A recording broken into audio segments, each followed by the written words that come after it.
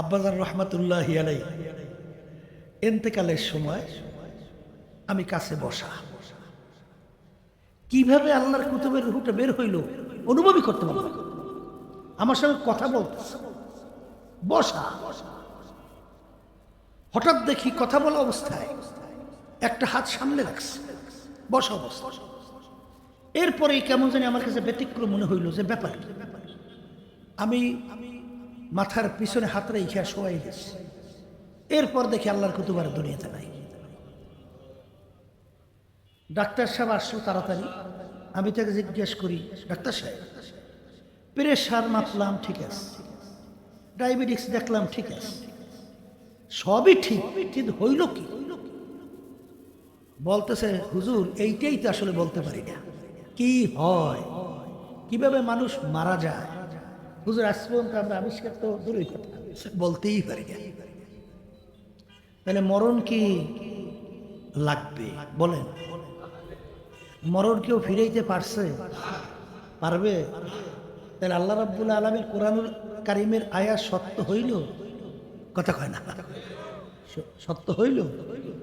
এরপরে দুনিয়ার দিক থেকে কোরআনুল কারীমের ভিতরে আল্লাহ যা যা বলছে, এই 1500 বছরের ভিতরে যত ডাক্তার, যত বৈজ্ঞানিক, যত দার্শনিক, যত আবিষ্কারক, যত কোরআনুল কারীমের আয়াত নিয়ে রিসার্চ করছে, দেখে কোরআনুল কারীমের ভিতরে যা বলছে সব ঠিক। যেমন আল্লাহ রাসূল সাল্লাল্লাহু আলাইহি ওয়াসাল্লাম জন্মগ্রহণ করছেন মরুভূমি মক্কা শুরু। জায়গাটা কি মরুভূমি না? কথা বলে না, মরুভূমি। সেই মরুভূমির আশেপাশে কোনো পানি আছে? খালবিল আছে? সমুদ্র আছে? কিচ্ছু নাই। কিন্তু কোরআনুল কারীমের ভিতরে সমুদ্র সম্পর্কে আলোচনা আসছে না? হ্যাঁ, আল্লাহ রাসূল সাল্লাল্লাহু আলাইহি ওয়াসাল্লাম তিনি সমুদ্র কোনোদিন দেখছেন? তাহলে আল্লাহর হাবিব সাল্লাল্লাহু আলাইহি ওয়াসাল্লাম সমুদ্র সম্পর্কে আলোচনা আসছে। আল্লাহ রাব্বুল আলামিন কি বলেন?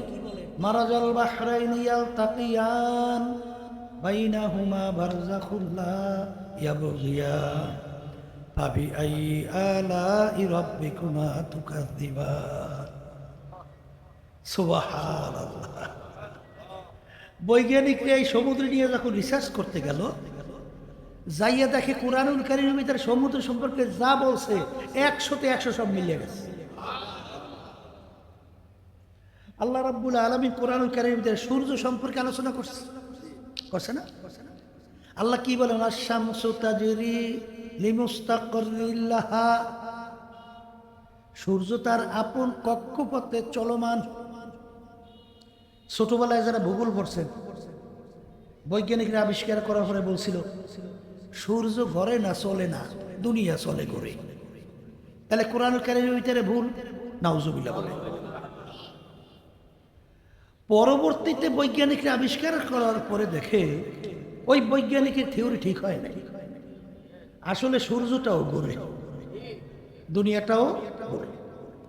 কিছুদিন পরে আবার বৈজ্ঞানিকরা আবিষ্কার করার পরে বলে দুনিয়া মোটে ঘুরেই না, শুধু সূর্যটাই ঘোরে। আব্বাজান রহমাতুল্লাহি আলাইহি এই ক্ষেত্রে যাইয়ে বলতেন যে তোমরা আবিষ্কার করার পরে বলছো সূর্য ঘোরে না, দুনিয়া ঘোরে, আবার বলো সূর্যও ঘোরে, দুনিয়াও ঘোরে, আবার বলো শুধু সূর্যটাই ঘোরে।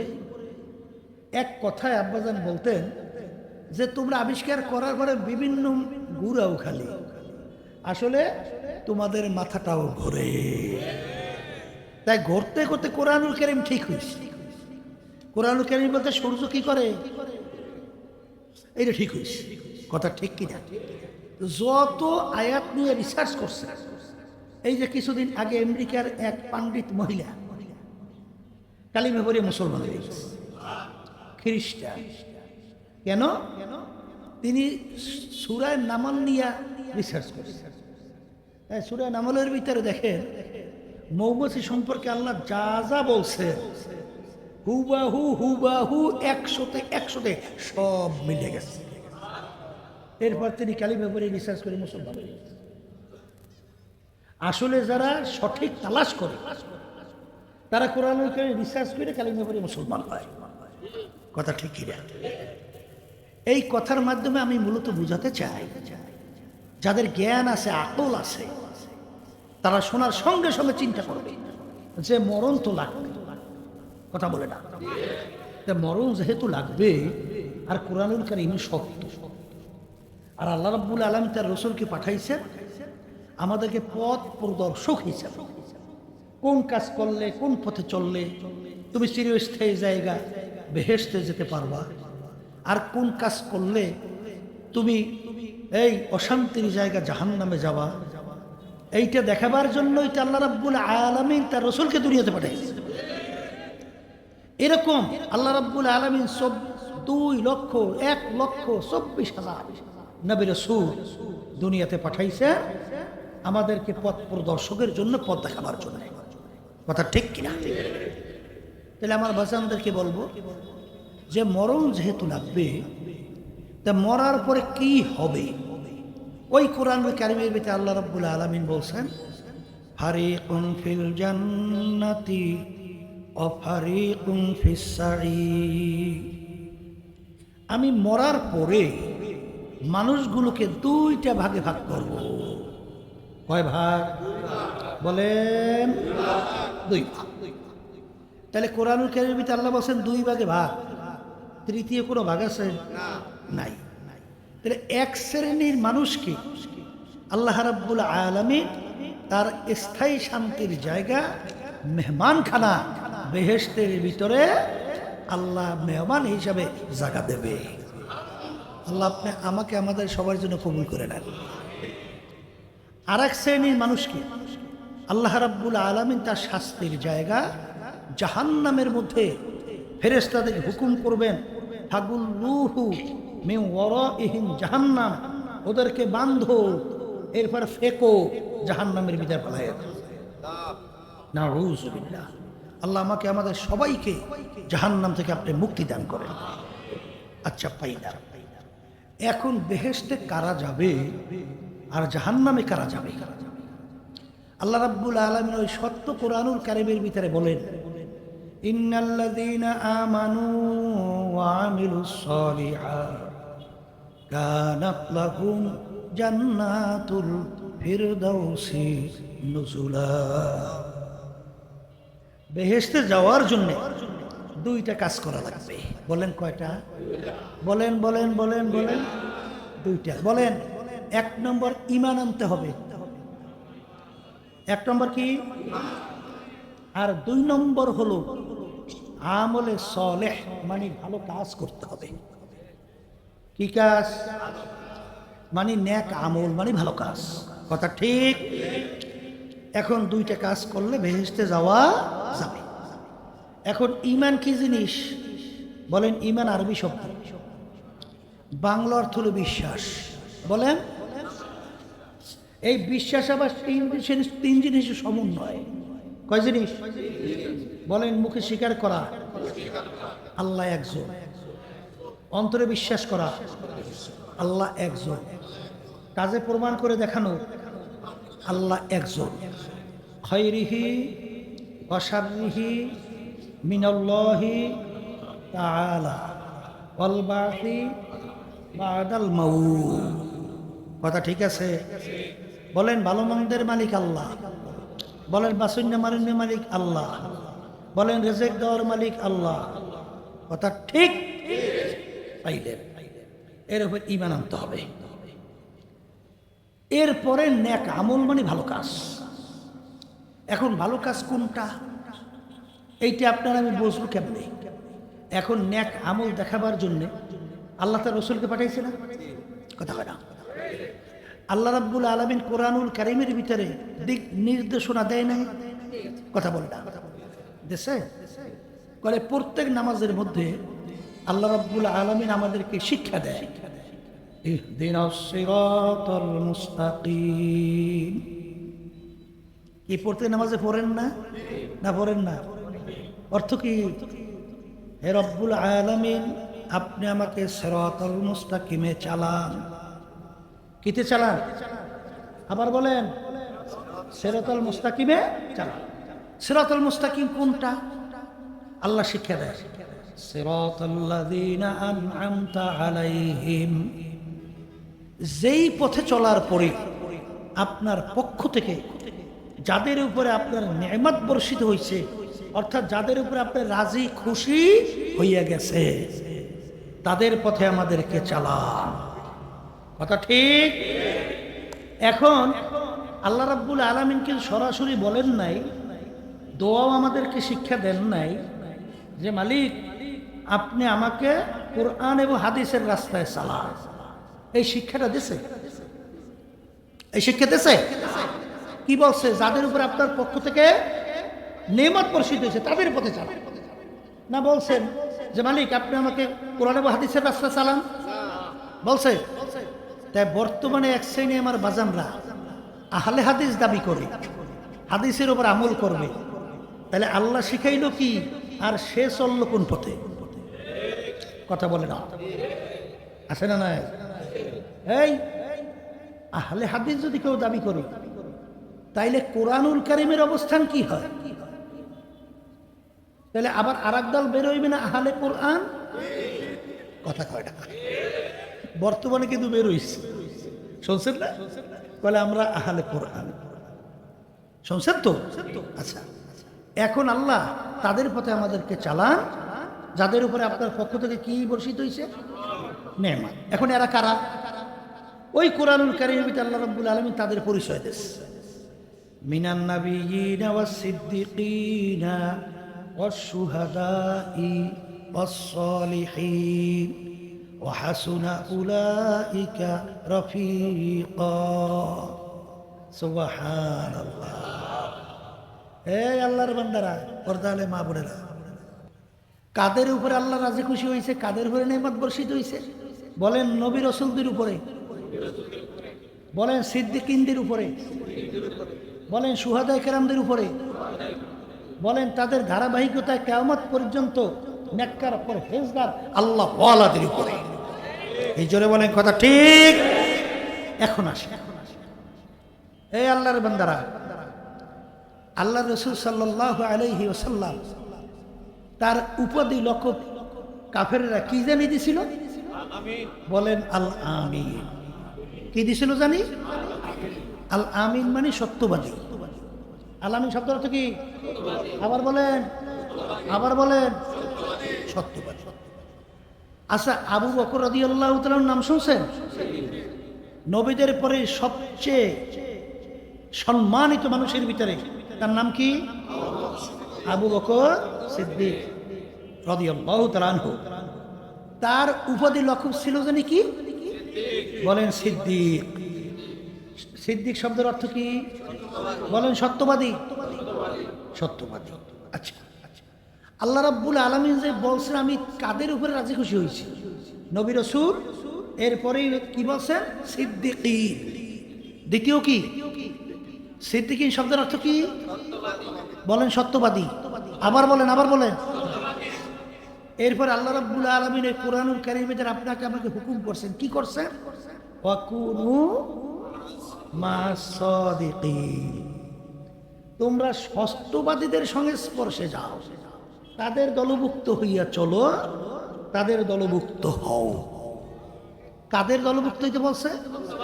আবার বলেন, বলেন সত্যবাদী। বর্তমানে কিন্তু বাংলাদেশে বের হইছে নাম ইসলাম। বলতে গেল আর পা হইতে মাথা পর্যন্ত সব মিথ্যা। কথা ঠিক? আচ্ছা, এখন আমার বাজানদেরকে জিজ্ঞাসা করি, যার থেকে একবার মিথ্যা কথা প্রমাণিত হয়, একবার, তার সাক্ষী গ্রহণযোগ্য না? এর সাক্ষী গ্রহণযোগ্য না। যার থেকে একবার মিথ্যা প্রমাণিত হয়, প্রকাশিত হয়, ওর থেকে হাদিস গ্রহণ করা, ওর রয়াত গ্রহণ করা যায় না। তাহলে মিথ্যাবাদী, ওর সাক্ষী গ্রহণযোগ্য না, ওর হাদিস বয়ান গ্রহণযোগ্য না। শুধু তাই না, আল কিযবু ইউহলিক হাদিসের মধ্যে আসছে, আল্লাহ রাসূল সাল্লাল্লাহু আলাইহি ওয়াসাল্লাম বলেন মিথ্যাবাদী ধ্বংসপ্রাপ্ত। তাহলে এখন কি পাইলাম? আল্লাহ রাসূল সাল্লাল্লাহু আলাইহি ওয়াসাল্লাম উপাধি পাইছে আলামিন সত্যবাদী, আবু বকর রাদিয়াল্লাহু তাআলা উপাধি পাইছে সত্যবাদী, আল্লাহ রাব্বুল আলামিন রাজি খুশি সত্যবাদীর উপরে, আল্লাহ রাব্বুল আলামিন হুকুম করেন সত্যবাদীদের সাথে থাকতে। কথা ঠিক না ঠিক? এখন আমার বাজানদেরকে বলবো, যাদের থেকে মিথ্যা প্রকাশিত হয়, যারা মিথ্যা বলে, এরা আল্লাহর হাবিবের দলভুক্ত না। কথা পরিষ্কার। এরা হইল ইহুদি নাসারা খ্রিস্টানদের দলভুক্ত। কিছুদিন আগে দেখছেন ইরান, ইসরায়েল, আমেরিকা যুদ্ধ হয়েছে না? তখন পেপার পত্রিকায়, সংবাদ মিডিয়ায় কি পাইছেন? মিথ্যা করে বলছিল কারা? আমেরিকারা খালি মিথ্যা বলতে আসছিল না, ইসরায়েল খালি মিথ্যা বলতেছিল না, কথা বলে না। তাইলে ওদের চরিত্র মিথ্যা বলা, কথা বোঝেন কিছু? তাইলে কোনোদিন মুসলমান মিথ্যা কথা বলতে পারে না, কথা ঠিক কিনা? আর আল্লাহ ডাইরেক্ট বলছেন মিথ্যাবাদীদের কাছে যাওয়া যাবে না, তোমরা সংস্পর্শে যাবে সত্যবাদীদের, কথা ঠিক কিনা? এই জন্যই মন চাইলি যেদিকে ইচ্ছা সেদিকে পা বাড়ানো যাবে না। মন চাইলি যেদিকে শীর্ষে সেদিকে দলভুক্তই চলা যাবে না, কথা ঠিক কিনা? এই জন্য আমার বাজানদেরকে বলবো, পর্দার মা বোনদেরকে বলবো যে আল্লাহ রাব্বুল আলামিনের দয়া মায়া রহমত, আল্লাহ রাজি খুশি সত্যবাদীদের উপরে, কাদের উপরে? সত্যবাদীদের, কথা ঠিক কিনা? এই জন্য খুব সতর্ক অবস্থায় পা বাড়াতে হবে, ঠিক কিনা? আমার আব্বাজান রহমাতুল্লাহি আলাইহি বলতেন যে দোকানের সাইনবোর্ড লাগাইছে, সাইনবোর্ড চেনে তো? সাইনবোর্ড, স্বর্ণের দোকান, ভিতরে যাইয়ে দেখে লোহা লক্কর, অন্য অন্য আদার্স মাল। এখন ক্রেতা তো ঢুকছে সাইনবোর্ড থেকে কি কেনার জন্য? স্বর্ণ কেনার জন্য ঢুইকে ভিতরে দেখে লোহা লক্কর, অন্য আদার্স। এখন দেখি একবার মালের দিকে তাকায়, একবার সাইনবোর্ড। তখন বলতেছে, ভাই ব্যাপার কি? আপনি সাইনবোর্ড লাগাইলেন স্বর্ণের দোকান, ভিতরে লোহা লক্কর, আপনি সাইনবোর্ড পরিবর্তন করেন, তাড়াতাড়ি পরিবর্তন করেন। বর্তমানে নাম দিয়েছে ইসলাম, নির্বাচনী ইশতেহারের ভিতরে ইসলাম নাই, নাম দিয়েছে ইসলাম। এই ছেলেরা সরো, মেয়ে বন্ধুরা আসো, বৈষম্য দূর করতে হবে। এই মেয়ে ছেলেদের ভিতরে পার্থক্যটা কে করছে? না আপনি করছে, না আমি করছি, না কোনো পীর করছে, না কোনো মুক্তি করছে, কে করছে? খবর রাখো কিছু। তাহলে বৈষম্য করছে কে? আল্লাহ। নাউযুবিল্লাহি মিন যালিক। কি করতেছো? কি করতেছো? হ্যাঁ, সাইনবোর্ড পরিবর্তন করো, বাস্তব যে চিত্র সেইটা তুললে ধরো। এই জন্য আমার বাজানদেরকে বলবো, পর্দালে মা বোনদেরকে বলবো, খবরদার খবরদার, সতর্ক অবস্থায় পা বাড়াতে হবে। কারণ কবরের মধ্যে কোনো দলাদলি নেই।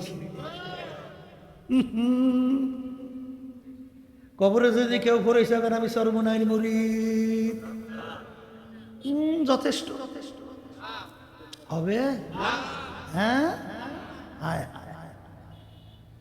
আমি অমুক দলের লোক, এই আমি অমুক বংশ, অমুক, এই প্রেসিডেন্ট, তার জন্য প্রশ্ন কবরে কয়টা? তিনটা। কয়টা?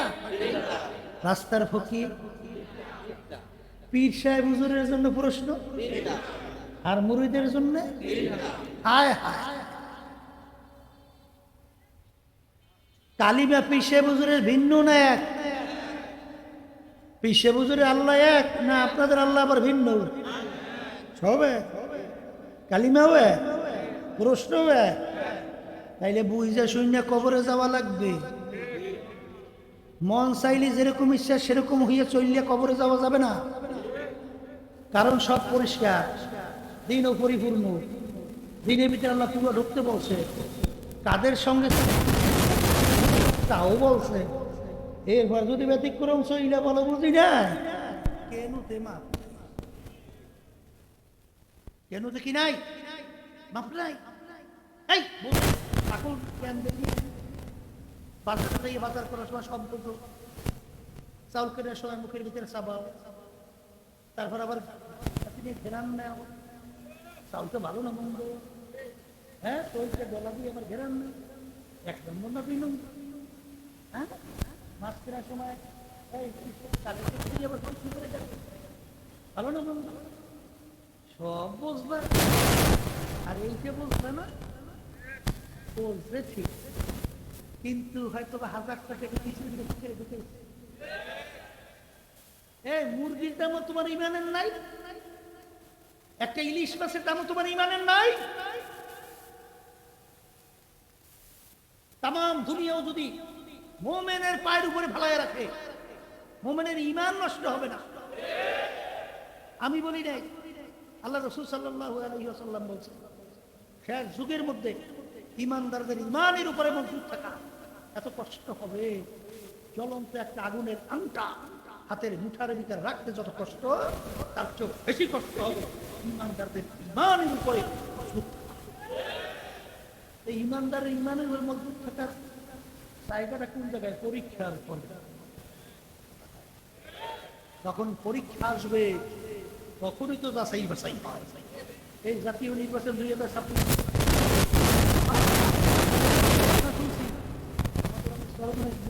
পর্যন্ত বিজয়ী পরীক্ষার ময়দানে থেকে নাই, পরীক্ষার ময়দানে ঠিক না।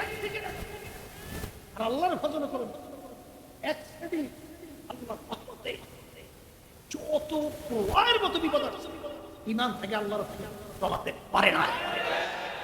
এই জন্য আমি বলছি যে আমাদের দায়িত্ব আল্লাহ থেকে নিয়ে আসি নেই, যে ইসলামী হুকুমাত রাষ্ট্রীয়ভাবে প্রতিষ্ঠা এই হবে, এ দায়িত্ব আমাদের নাই। আমাদের দায়িত্ব শুধুমাত্র নিয়ম অনুযায়ী চেষ্টা করা। বিজয় দেওয়ার মালিককে হ্যাঁ, ইব্রাহিম বিন আদহাম রহমতুল্লাহ আলাইহি বলকের বাদশাহী ছাড়ছে, বাদশাহী ছাড়ছে, হায় রে হায়, বাদশাহী ছাইরা লাঠি বোঝা মাথায় নিয়ে টানার দায়িত্ব পালন করে, ময়লা দায়িত্ব পালন করে মেথরের দায়িত্ব।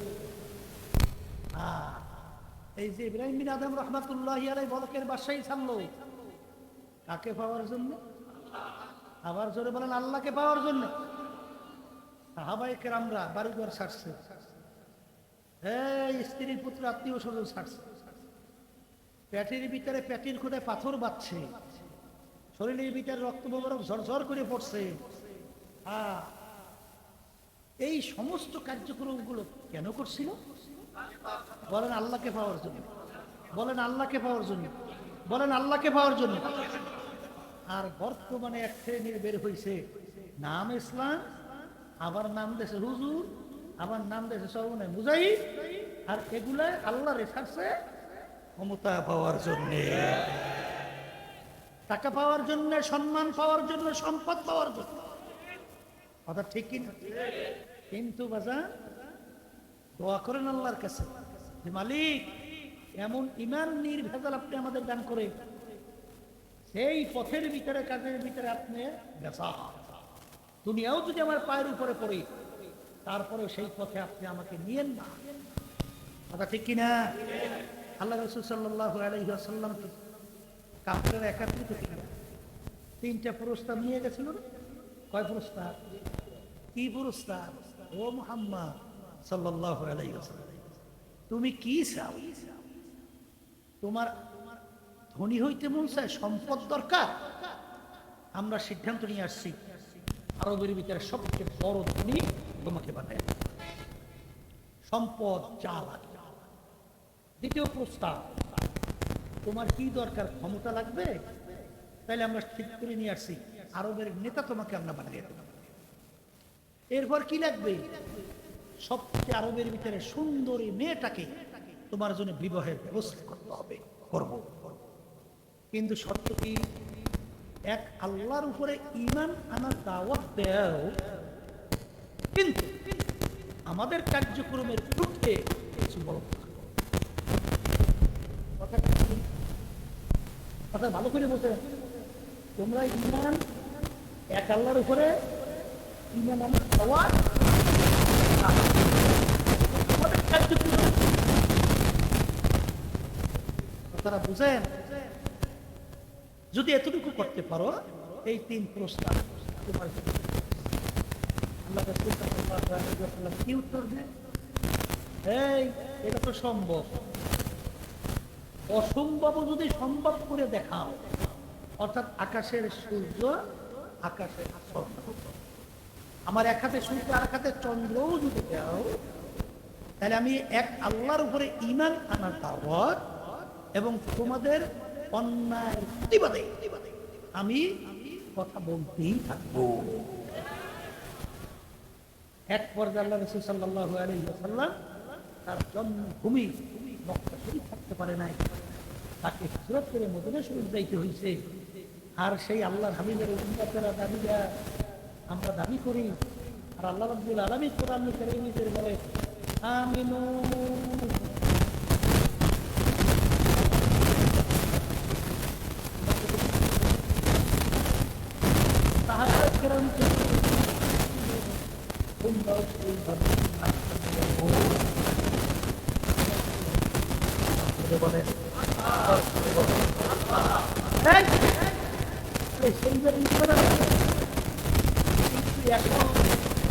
কিছু একটু টাকা, কিছু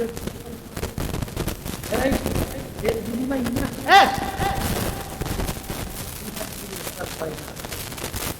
যুক্ত আমাদের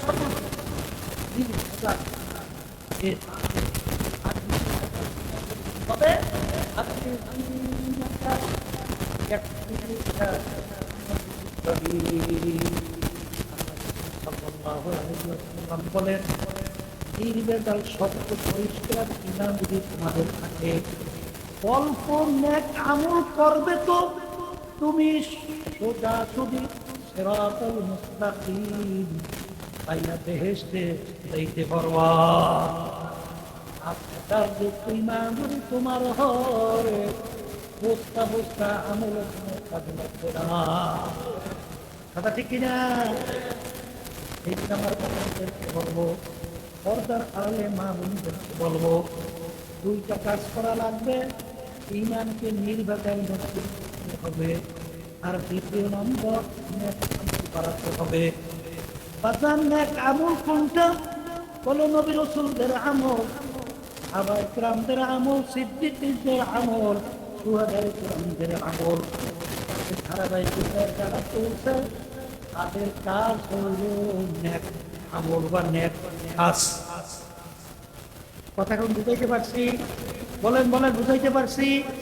তাইলে সাহাবায়ে কেরামরা নামাজ পড়ছে কি পড়ে নাই? তাহলে নামাজ পড়া কি আমল? বলেন না কেমন? সাহাবায়ে কেরাম রোজা রাখছে কি রাখে নাই? তাহলে রোজা রাখা রমজান মাসে কি আমল? আমল। সাহাবায়ে কেরাম পর্দা করছে কি করে নাই? তাইলে পর্দা করা কি আমল?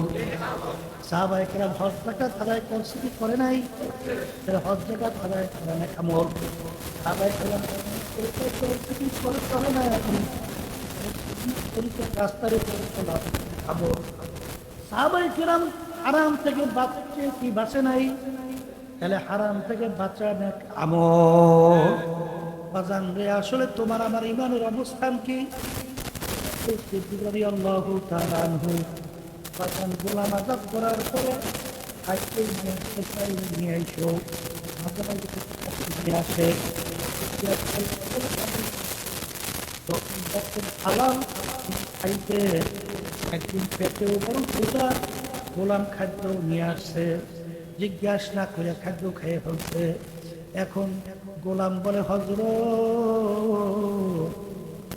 জিজ্ঞাসা না করে খাইলেন, জিজ্ঞাসা করলেন না কিভাবে কামাই করছি? কারণ তুমি তো অন্য অন্য সময় আজকে পেটেও বড় ক্ষুধার উপায় নিয়ে আসছো, এই জন্য খাইয়া ফেলছি, বলো এখন তুমি কিভাবে কামাই করছো? তখন গোলাম বলে, হযরত, আমি যখন কাফেরদের অন্তর্ভুক্ত ছিলাম, জাদুবিদ্যার মাধ্যমে একটা লোককে তদবির করছিলাম, ওই লোকটার সঙ্গে দেখা, ওই লোকটা ওই তদবিরে ভালো হয়ে গেছিল, ওর বিনিময় আমাকে এই খাদ্য দিছে। তখন আবু বকর সিদ্দিক রাদিয়াল্লাহু তাআলা আনহু বলেন, ইন্না লিল্লাহ, জাদুবিদ্যার মাধ্যমে তদবির করা কামাই সম্পূর্ণ হারাম, তুমি তো আমাকে হারাম খাওয়াইছো। এই কথা বইলে গলার ভিতরে আঙ্গুল দেওয়া শুরু করলো। লোকেরা বলে, আমি আপনি তো না যাই না খাইছেন, আমার মালিক তো ধরবেন না, আর এখন পেটের ভিতরে খানা চলে গেছে, কিভাবে বের করবেন? নিজেকে কষ্ট দেন। আবু বকর সিদ্দিক রাদিয়াল্লাহু তাআলা আনহু বলেন, হে আমার সাথীরা, আমার সাহিবীরা, আল্লাহর রাসূল সাল্লাল্লাহু আলাইহি ওয়াসাল্লাম বলছেন, যেই হারাম মালের দ্বারা রক্ত এবং গোশত তৈরি হবে, তার জায়গা জাহান্নাম ছাড়া হবে না। আমি আবু বকর যদি মারাও যাই, তারপর ওই খাদ্য আমার পেটে আমি হজম হতে দেব না। তখন লোকেরা পরামর্শ দিল, হুজুর, পেট বইরা পানি খান, পেট বইরা পানি খাওয়ার পরে গলায় আঙ্গুল দিলে বমি হবে, খাদ্য বের হয়ে আসবে। তিনি পেট বইরা পানি খাইয়া গলায় আঙ্গুল দিল, বমি হয়ে গেল, খাদ্য বের হয়ে আসলো। তিনি বলেন, আলহামদুলিল্লাহ। বাজান, এই ছিল তাদের ঈমান। আর আজকে আমরা ঈমান দাবি করি, আল্লাহ মাফ করুক, অনেকে নামাজও পড়ে ঘুষও খায়, অনেকে নামাজও পড়ে ওষুধও খায়। আল্লাহ মাফ করুক, অনেকে নামাজও পড়ে টেন্ডারবাজি, সাদাবাজি, দুর্নীতি, জুলুম, মিথ্যা। আল্লাহ মাফ করুক, এমনকি জঘন্য খুন পর্যন্ত করে। যেটা কয় না, এই ইমানদার ভালো করে মন কি বুঝো, ইমান পরীক্ষায় টিকবে কিনা, এই ইমান পরীক্ষায় টিকবে কিনা। আর আল্লাহ তো বলছেন, ওয়ালা নাবলুয়ান্নাকুম, অবশ্যই অবশ্যই আমি পরীক্ষা করবই করব, পরীক্ষা করবই করব। পরীক্ষায় পাস না করিয়া কেউ কিন্তু বেহেশতে যেতে পারবে না। এই জন্য আল্লাহর কাছে সবসময় দোয়া করা, রব্বানা লা তুজিগ কুলুবানা বা'দা ইয হাদাইতানা ওয়া হাব লানা মিন লাদুনকা রাহমা ইন্নাকা আনতাল ওয়াহ্হাব। হে আমার দয়ার মালিক, আপনি আমাকে হেদায়েত দান করার পরে দয়া মায়া করে আপনি আমাকে গোমরাহ কইরেন না। এই জন্য আমার বাজানদেরকে বলবো, বাজান, যেই দুনিয়ার পিছনে পড়ছো, সেই দুনিয়ার ব্যাপারে মাঝে মাঝে একটু চক্ষু বন্ধ করে একটু মোরাকাবা করো, দেখবা দুনিয়া কিন্তু একেবারে ফাঁকি। আর দুনিয়া দারুল মেহনে ওয়াল বালা, দুনিয়া বালা মুসিবতের জায়গা, কষ্ট ক্লেশের জায়গা। বাজার এখানে কেউ শান্তি চাইলে পায় নাই, কেউ কোনোদিন পাবে না। এই গরম, বাজান ভালো লাগে না খারাপ লাগে, আবার ঠান্ডা ভালো লাগে না খারাপ লাগে, রোগ ব্যাধি হইলে ভালো লাগে না খারাপ লাগে। বাজান ছেলে মেয়ে কথা শোনে না, স্ত্রী কথা শোনে না, খারাপ না ভালো লাগে।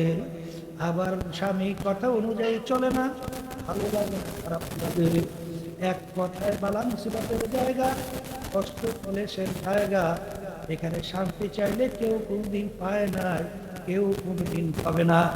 তার বাস্তবতা, তাম দুনিয়ার মোট 4 জন লোক রাজত্ব করছিল, এর ভিতরে 2 জন মুসলমান, 2 জন অন্য জাতি। 2 জন মুসলমানের ভিতরে একজন বাদশাহ সেকান্দার বা ইস্কান্দার বাদশাহ, তিনি ইন্তেকালের আগে ওসিয়াত করছিল, আমার মৌতের পরে আমাকে গোসল করাইয়া, কাপড় পরাইয়া, খাটের ভিতরে উঠাইয়া, 2 হাত খাটের বাহিরে রাইখা শহরটাকে ঘুরাইয়া তারপর আমাকে দাফন কইর। তিনি ইন্তেকালের পরে খাটের ভিতরে উঠাইয়া হাত 2টা বাহিরে রাইখা শহর ঘুরায়। যারা বলবে না তারা বলে, দেখছো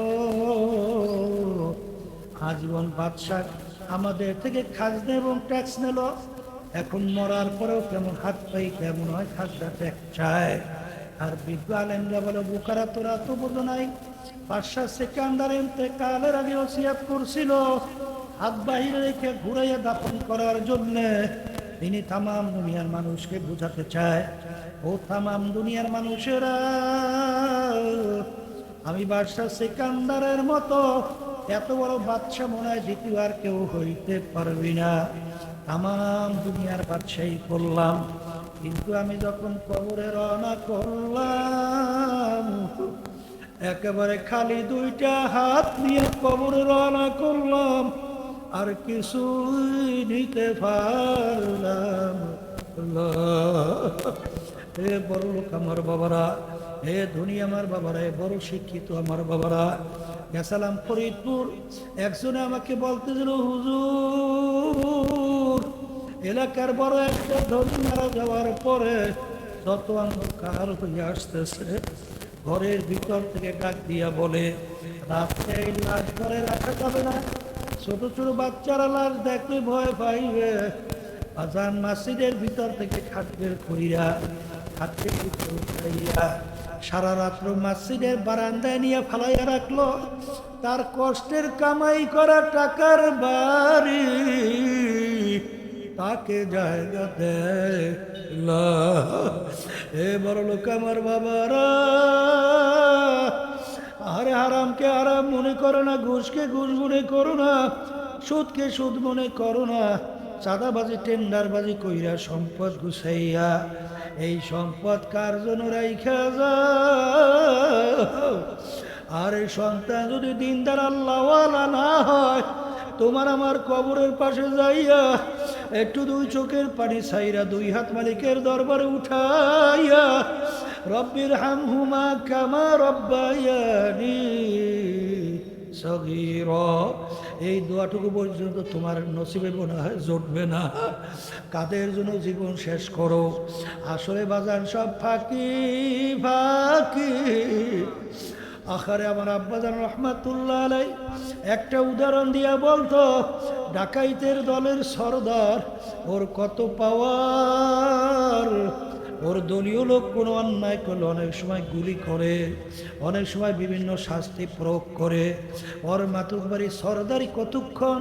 পুলিশের হাতে অ্যারেস্ট হওয়ার আগ পর্যন্ত। যখন পুলিশের হাতে অ্যারেস্ট হয়ে যায়, যখন বুক দিয়া লাগতে পারায়, কোথায় যাবে ওর সারগিরি, কোথায় যাবে ওর সর্দারগিরি। ঠিক আজকে চক্ষু খোলা দুনিয়ায় কেউ পরিচয় দেয়, আমি চেয়ারম্যান, আমি মেম্বার, আমি মিনিস্টার, আমি এমপি, আমি অমুক জমিদার, আমি এতগুলা বাড়িয়ারির মালিক, আমি ওরকম শিক্ষিত, আমি ডক্টরের ডিগ্রিধারী, আহারে আমি অমুক টমুক সমুক। এই পরিচয় কয়দিন চলবে? যে কয়দিন দুনিয়ায় চক্ষু খোলা থাকবে, যেদিন চিরতরে চক্ষু বন্ধ, তখন দেখতে বাবা তুমি অমুক টমুক সমুক না, খোদা না খাস্তা জাহান্নামের একজন কয়েদি। এই জন্য আল্লামা জিরি রহমাতুল্লাহি আলাইহি বলেন, কবরে যাইয়া মাপ পাওয়ার আগ পর্যন্ত নিজেকে নিজে একটা শুয়ারের চেয়ে ভালো মনে করা যায় না। এই জন্য বাজান আল্লাহর ওলিদের ইতিহাস পড়লে দেখবেন, সাহাবায়ে কেরামদের ইতিহাস পড়লে দেখবেন, বাজান ওমর ফারুক রাদিয়াল্লাহু তাআলা আনহু অর্ধেক দুনিয়ার রাজত্ব করছিলেন। তার ইতিহাস পড়লে দেখবেন কানতে কানতে গালে দাগ পইরা গেছিল। আহারে অনেক সময় ফেজা কুটা নারা হাতের ভিতরে উঠাইয়া, আহারে দুই চোখের পানি ছাইরা কান্দে আর বলো, ফেজা কুটা নারা তুই আমার চেয়ে অনেক ভালো, তুই মাটির সঙ্গে মিলা যাবি, তোর কোনো হিসাব নাই, নিকাশ নাই, বেহেশত নাই, জাহান্নামও নাই। কিন্তু আমি ওমর মানুষ, কিয়ামতের ময়দানে আমার মালিকের সামনে দাঁড় হওয়া লাগবে। খোদা না কাজটা যদি আমি ধরা খাইয়া যাই, আমার কি উপায় হবে? ওসমান গনি রাদিয়াল্লাহু তাআলা আনহু বাংলাদেশের মতো প্রায় 350 দেশের রাজত্ব করার পরে ইতিহাস পড়লে দেখবেন অনেক সময় কবর দেখলে এমনভাবে অঝরে কান্না শুরু করত, দাঁড়ানো অবস্থায় ঠাস কইরা বইসা পড়ত। লোকেরা বলে, আমির আপনি কবর দেখলে এরকম কেন অস্থির হইয়া যান? তিনি বলো, আমার সাথীরা, আখিরাতের যে কয়টা ঘাটি, তার প্রথম নাম্বার ঘাটি হইল কবর। এই কবরে যার সঙ্গে ভালো ব্যবহার হবে, সামনের ঘাটিতে ভালো ব্যবহারের আশা করা যায়। এই জন্য আমি কবর দেখলে সহ্য করতে পারি না। যেই মামলার তদবির নাই, ওই মামলারও কিন্তু খালাস নাই। বাজার, আমার দাদাজনের কথা শুনছিলাম, ইন্তেকালের আগে আগে চকির উপরে বসে পাশেই কবরস্থান, তাকাইয়া তাকাইয়া পোলাপানের মতো আউ করে চিল্লাইয়া কান্দে, আর দুই চক্ষু দিয়া বাইয়া বাইয়া টপ টপ কইরা পানি পড়ে, আর আমার মালিকের দরবারে ফিরা করুণ সুরে ডাক দেয়, হে আমার দয়ার মালিক, তুমি যদি আমাকে মাপ নাই করো, আমি একা এই অন্ধকার কবরে কেমনে থাকবো? মালিক, ওই কবর তো বাতি নাই, ওই কবর তো সাথীও নাই, ওই কবর তো বালিশও নাই, ওই কবর তো বিছানাও নাই। আর ওই কবরে আল্লাহ বাদে কেহ মাবুদ নাই। আমার আব্বাদার রহমাতুল্লাহি আলাইহি অনেক সময় অন্ধকারে ফজরের নামাজ পড়তে রওনা করত, সিঁড়ি দিয়া নামে আর গুনগুন গুনগুন করে কান্দে, তাকাইয়া দেখেন আল্লাহর কদম, সিঁড়ি দিয়া নামে আর কান্দে। যাদের জীবনটা আল্লাহ রাস্তায় কাটাইয়া দিল, তারপরও মন মানে না, কিভাবে অন্ধকার কবরে একা থাকবে? আর বাজান, গুনার পর গুনাহ কইরা যাইতেছ, আর একটু ঘোড়াও নড়ে না, একটু চামড়াও কাঁপে না, পশমও কাঁপে না। আহারে কোন দুনিয়ার ফেরে বেপইরা আখিরাতের স্থায়ী জিন্দগি ধ্বংস করতেছে রে মন। মন কি বুঝো রে মন? এরপরেও যদি না বুঝো, মাঝে মাঝে কত ঘটনা আমার মাওলা বাংলাদেশের মধ্যেও দেখায়। চরমনার মুজাই ছিল কুড়িগ্রাম, দুনিয়ার থেকে বিদায় নিয়ে কবরে যাওয়ার পরে 32 বছর পরে নদীর ভাঙ্গলে যখন তার কবর ভাঙে গেল, বাজান কাপড়ের কাপড় সহ আনাম তাজা লাশ বের হয়ে আসলো। অনেক জাতীয় পত্রিকার ভিতরে ছবি সহ দিয়া দিছিল, অনেকেই দেখছে।